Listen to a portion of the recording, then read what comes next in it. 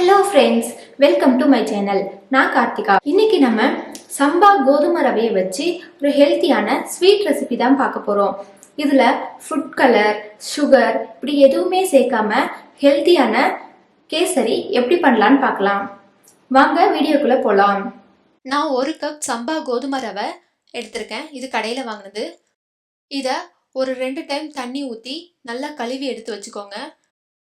பாருங்க, தண்ணியெல்லாம் வடித்து இந்த மாதிரி எடுத்து வச்சுக்கோங்க. கடாயில் 2 டேபிள் ஸ்பூன் நெய் ஊற்றிக்கிறேன். இதில் 5 பாதாம் நல்லா வறுபட்டதும், 5 முந்திரி, 10 போல் திராட்சை, இது எல்லாத்தையும் நல்லா வறுத்து தனியாக எடுத்து வச்சுக்கோங்க. இப்போ இதுலேயேவும் நம்ம கழுவி வச்சுருந்த ரவையை சேர்த்து ஒரு 3 நிமிஷத்துக்கு நல்லா வறுத்து எடுத்துக்கலாம். ரவை நல்லா வறுபட்டதும் 1 கப் ரவைக்கு நான் 3 கப் தண்ணி சேர்த்துக்கிறேன். நீங்கள் எந்த கப்பில் ரவை எடுக்கிறீங்களோ அதுக்கு 3 கப் தண்ணி சேர்த்துக்கோங்க. இது நல்லா ஒரு வாட்டி கலந்து விட்டுட்டு மூடி போட்டு வேக விட்டுடலாம். இது 10 நிமிஷத்துக்கு நல்லா வேகட்டும். சம்பா ரவை வேகிறதுக்கு லேட் ஆகும். பாருங்கள், தண்ணி இப்போ கொஞ்சம் வத்தி இருக்கு. இன்னமுமே ரவை கொஞ்சம் வேகணும். அதனால் நான் இன்னும் ஒரு 5 நிமிஷத்துக்கு வேக விட்டுக்கிறேன்.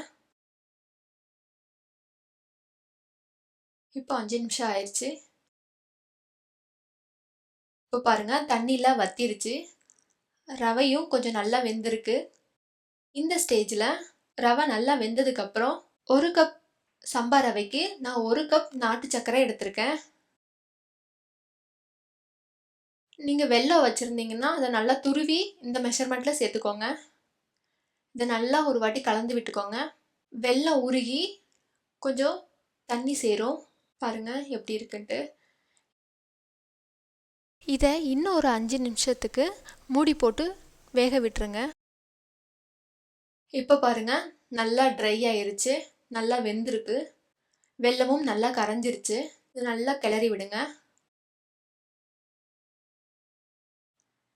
இப்போது நம்ம வறுத்து வச்சுருந்த முந்திரி, பாதாம், திராட்சையை இதில் சேர்த்துக்கலாம். 5 ஏலக்காவை வாசனைக்காக இடித்து சேர்த்துருக்கேன்.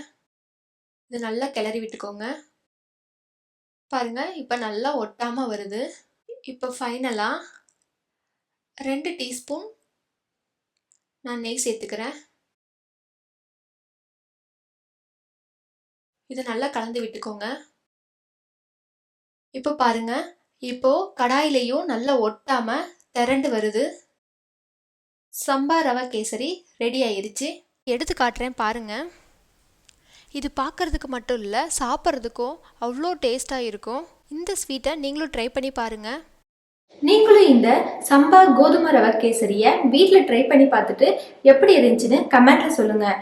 உங்களுக்கு இந்த ஸ்வீட் ரெசிபி பிடிச்சிருந்துச்சுன்னா லைக் பண்ணுங்கள், உங்கள் ஃப்ரெண்ட்ஸ் அண்ட் ஃபேமிலிக்கு ஷேர் பண்ணுங்கள். அப்புறம் என் சேனலை சப்ஸ்கிரைப் பண்ணுங்கள். தேங்க்யூ ஃபார் வாட்சிங்.